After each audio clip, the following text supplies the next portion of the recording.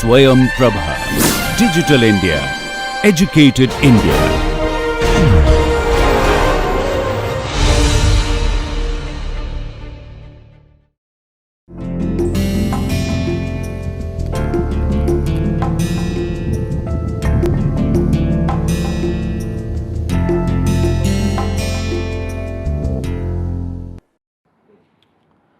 Namaste.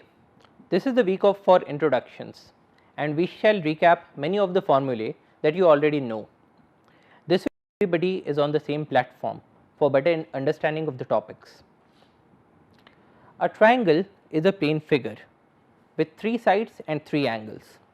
Its perimeter is the sum of the lengths of the 3 sides. The area is half of base length times the height. Now, how do we figure out the height? A triangle is a plane figure with 3 sides and 3 angles. Now, let us draw a triangle. Suppose this is a triangle that we refer to as A, B, C. Now, these sides have lengths of small a, small b and small c. The perimeter of a triangle is the sum of the lengths of the 3 sides. So, P or the perimeter equals A plus B plus C. The area of the triangle is half of the base length times the height. Now, suppose we take the base to be BC. So, your base equals BC. So, how do we find the height? We take point A and we draw a perpendicular to BC. Suppose it intersects at point D. Now, the length AD is equal to H. So, the area of the triangle ABC would be equal to half of A into H, and you can do this for any of the other sides as well. An equilateral triangle is a triangle in which all the 3 sides are equal and all the 3 angles are 60 degrees. So, if we draw an equilateral triangle, we will have all these 3 angles as 60 degrees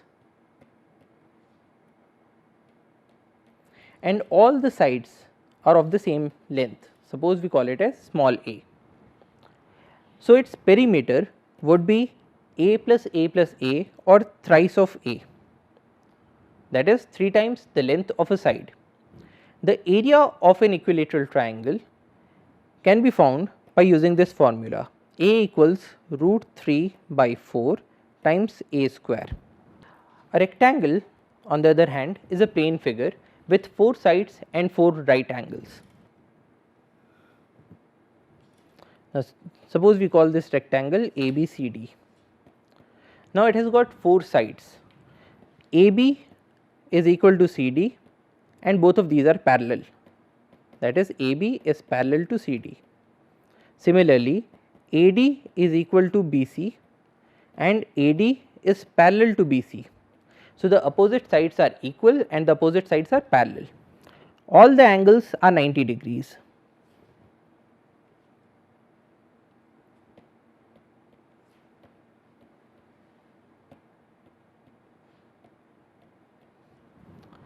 Now, suppose we call CD as having the length L. So, AB will also be having the length L. If we say that BC has a height of H, then AD also has a height of H. The area is equal to base into height, that is L into H. The perimeter will be equal to AB. So, perimeter equals AB plus BC plus CD plus DA. AB is L plus H plus L plus H equals twice of L plus H. So, the perimeter is twice the sum of the lengths of sides and the area is the product of the lengths of sides. Let us consider the next figure. It is a circle. Let us draw a circle. So, a circle is a plane figure. It has a center that we represent as O and all the points on the circle are at the same distance r from the circle from the center. So, this is r, this is also r. The diameter is a chord that, so it is a line that passes through the center and it cuts the circle at 2 points A and B. Now, diameter is twice the radius, the perimeter is given by 2 pi r, and the area of the circle is given by pi r square. Now, why do we need to know about a circle? Many trees, especially coniferous trees, have a circular cross section. So, suppose we have a tree and suppose this cross section is a circle. Now, if we know the circumference of this circle, we can find out 2 pi r. Now, how do we find out the circumference of the circle? Well, we can use a tape. So, you take a tape, move it all around this circle, and the length of that tape will give you the perimeter of the circle. Alternatively, you can use calipers. So, when you use calipers, you can put one end of the caliper at this point, the other end of the caliper at this point, and you can figure out this length, and this length will be equal to d. So, either we can find out 2 pi r using a tape, or we can find out d using calipers. Now, in both these situations, if you wanted to figure out the basal area, that is the area of this circle, you can do it. So, suppose you know this 2 pi r equals a length L. So, that would imply that r equals L upon 2 pi, and the area, which is pi r square, will be given by pi into L by 2 pi square. Alternatively, if we knew d, we know that d equals twice of radius. So, r equals d by 2, and the area or the basal area would be pi r square equals pi d square by 4. So, in the case of coniferous trees, we can very easily find out the basal area either by using the perimeter measured with a tape, or by using the diameter as measured with calipers. The next figure is called an ellipse.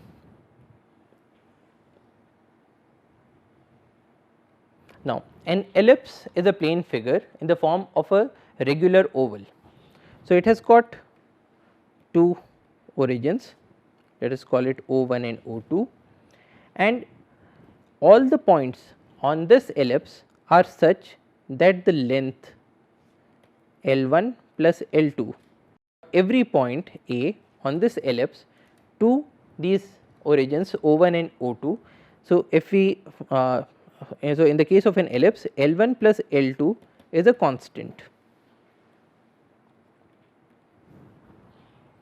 At the same time, an ellipse is said to have two axes. So, this is called the major axis and this thing is called the minor axis. Now, major axis is generally represented by twice of A and minor axis is represented by twice of B. So, half of the major axis is A and half of the minor axis is B. The area of an ellipse is given by pi times A times B. Now, why do we need to know about an ellipse? Well, because again many trees have elliptical cross sections. In the case of a tree that has an elliptical cross section, you can find out which side has the greatest length. Suppose this has a length of say 20 centimeters, and on the opposite end, if you measure across the minor axis, suppose that length comes to be 10 centimeters. So, now you can figure out the basal area of this tree. A cuboid is a solid figure. It has 6 regular faces at right angles to each other. So, let us draw a cuboid.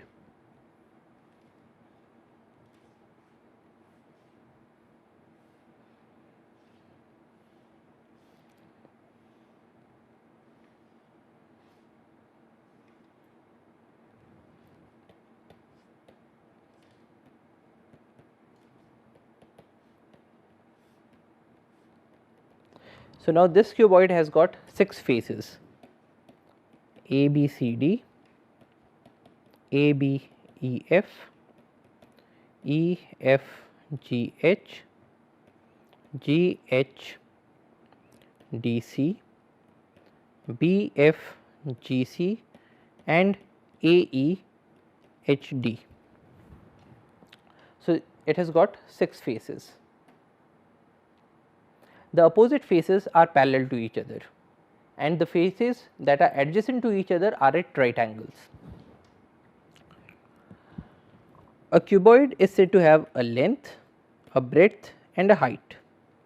The volume of a cuboid is given by length times breadth times height.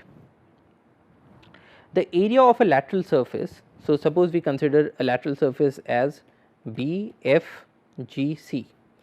Now, because a lateral surface is a rectangle, so its area would be given by its length times the height. So, in this case it is L multiplied by H. The area of the lateral surface of the cuboid is given by the sum of the areas of the lateral rectangles. The area of the end surface is the sum of the areas of the end rectangles. The total surface area is the sum of the lateral surface areas and the end surface areas. The next solid figure is a cylinder.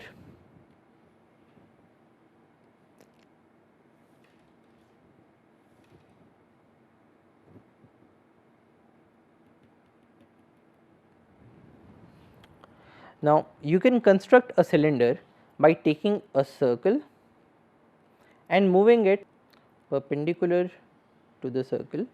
Now, if we move this circle on this direction and suppose it reaches at this point, so this is a cylinder.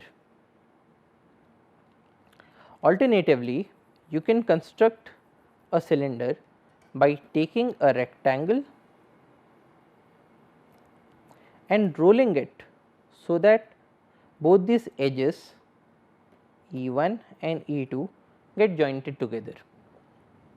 So, a cylinder is a solid geometrical figure with straight parallel sides and a circular or an oval cross section. The volume of a cylinder is given by the basal area. So, because this is a circle, suppose it has a radius of r. So, the basal area is given by pi r square. The volume is given by multiplication of the basal area with the height of the cylinder. So, the volume is equal to pi r square h. Now, suppose we wish to figure out the lateral surface area. Now, the lateral surface area is this surface area, the surface area that is on the sides of a cylinder. Now, the lateral surface area is given by the circumference of this circle multiplied by the height. So, the lateral surface area is 2 pi r into h. The end surface area, because this is a circle, it is given by pi r square. So, the total surface area of a cylinder is given by pi r square plus pi r square for the two ends plus the lateral surface area is 2 pi r h. So, it becomes 2 pi r square plus 2 pi r h, or we can also write it as 2 pi r bracket h plus r. So, this is the total surface area of a cylinder. Solid figure is a cone. So, a cone consists of a circle and all the points are made to taper to a single point. So, it has a circular base which has a center O and a radius r, and it has a height that is given by h. So, if the height of the figure is h and the base has a radius of r, then we can find out the slant height. Now, slant height is this length, it is given by L. Now, L can be very easily figured out by using the Pythagoras theorem. L square equals r square plus h square. The volume of a cone is given by 1/3 of the volume of a cylinder of similar radius and similar height. So, the volume would be given by 1 by 3 pi r square h. The area of the lateral surface, so the lateral surface area is given by pi r l, and the area of the end, because it is a circle, it is given by the end surface area equals pi r square. The total surface area then is given by pi r square plus pi r l equals pi r l plus r. The next solid figure is a sphere. So, similar to a circle, a sphere consists of a center O, and it consists of all the points that are at the same distance r from the center in the 3 dimensions. As in the case of a circle, here also we can define diameter as twice of the radius. The surface area of a sphere, the surface area is given by 4 pi r square, and the volume of a cylinder is given by 4 by 3 pi r cube. Now that we know about these plane and solid figures, let us have a look at some practical problems from the field. Calculate packing density of trees for square packing and hexagonal packing as depicted in these figures. It is important if we wish to have the highest number of trees per hectare of the forest. So, how do we calculate a packing density? Suppose you planted trees in a regular grid, and this is a rectangular grid. So, later on this tree will have a canopy like this, the next tree will also have a canopy. Now, because all these trees are of the same species and at the same site, so this packing would become a square packing.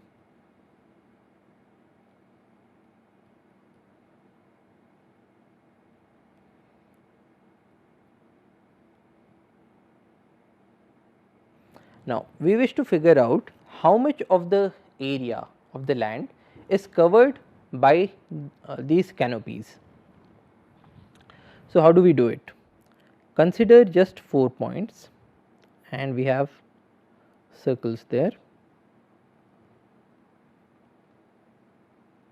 and these circles are touching each other. These are their centers. Now, consider this length. This is r, this is r. So, this total is equal to 2r or d. Similarly, this side is d, this is d, and this is d.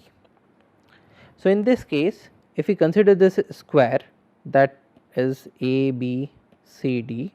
So, a, b, c, d is a square of side d. So, what is the area of ABCD? It will be given by d square. Now, if we consider these areas, now this is the area covered by the canopies.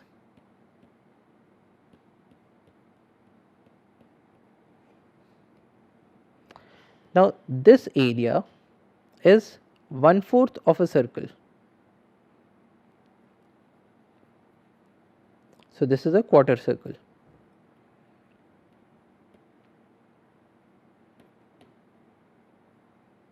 And what is the diameter of this circle? Of dia d. So, because we have 4 quarter circles, 1, 2, 3 and 4, that is covered in this square. So, we have 4 into a quarter circles, that becomes 1 full circle. Now, the area of the circle is given by pi r square. R is equal to d by 2. So, the area of the circle is equal to pi d by 2 square or pi by 4 d square. Here we saw that the area of the square is given by d square. So, how much of the area of the square is covered by the canopies? So, the packing density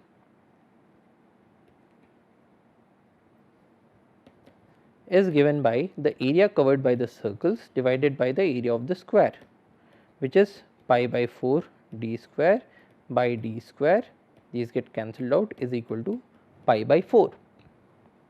Now, pi by 4, if you convert it into percentage terms, it will be pi by 4 into 100%, which comes to 78.5%. So, the packing density in the case of a square packing comes to 78.5%. Now, consider a hexagonal packing. In the case of a hexagonal packing, you have trees that are arranged at the vertices of a regular hexagon. So, when these trees grow, their canopies will touch each other in a hexagon.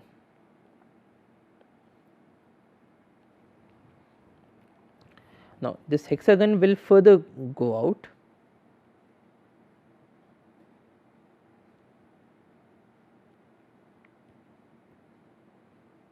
and we will also have trees here.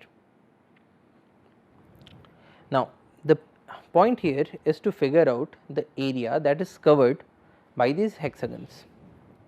Now, if we look at these circles,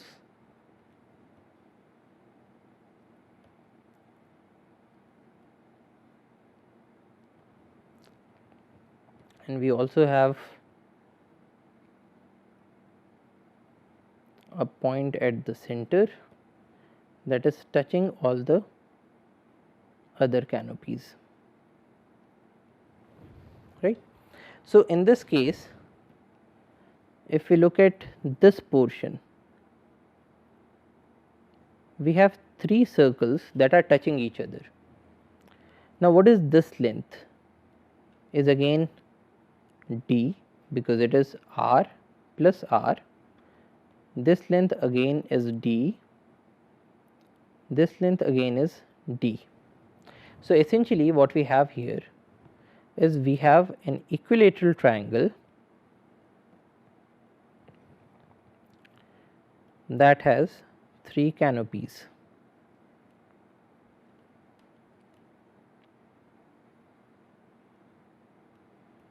That are touching each other. Now, if we look at this portion,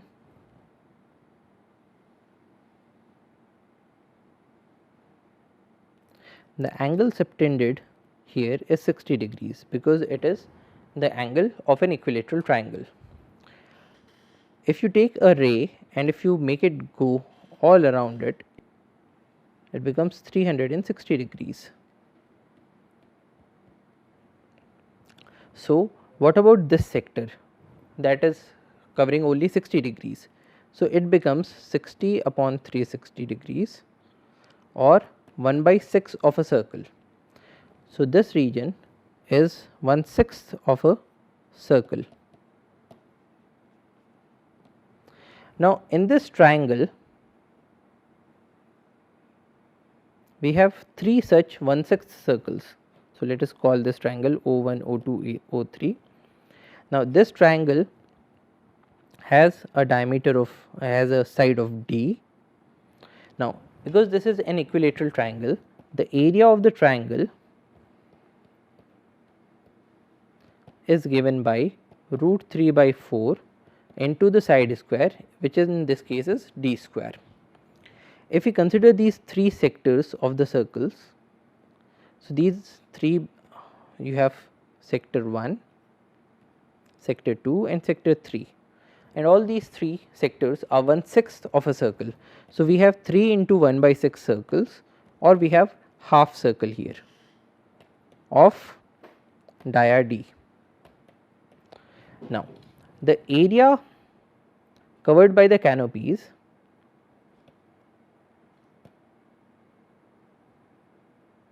is equal to half the area of a circle of dia d. So, it becomes half into pi by 4 into d square. Now, if you want to calculate the packing density, what will that be? So, packing density, this area divided by the area of the triangle. So, it becomes half into pi by 4 d square whole divided by root by 4 d square. D square and d square get cancelled out, 4 and 4 gets cancelled out, and so it becomes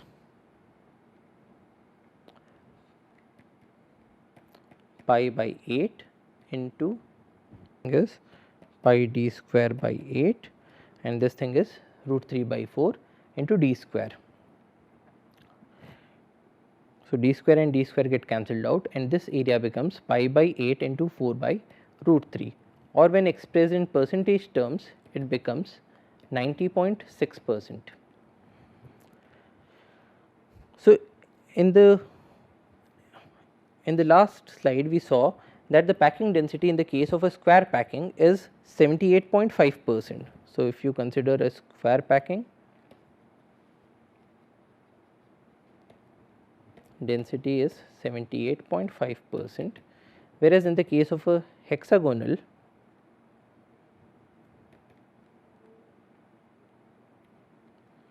packing, the density is equal to 90.6%.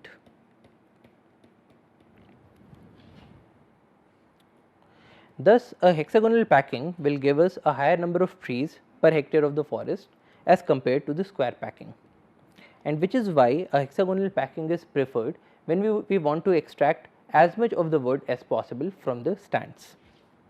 Thank you for your attention. Jai Hind.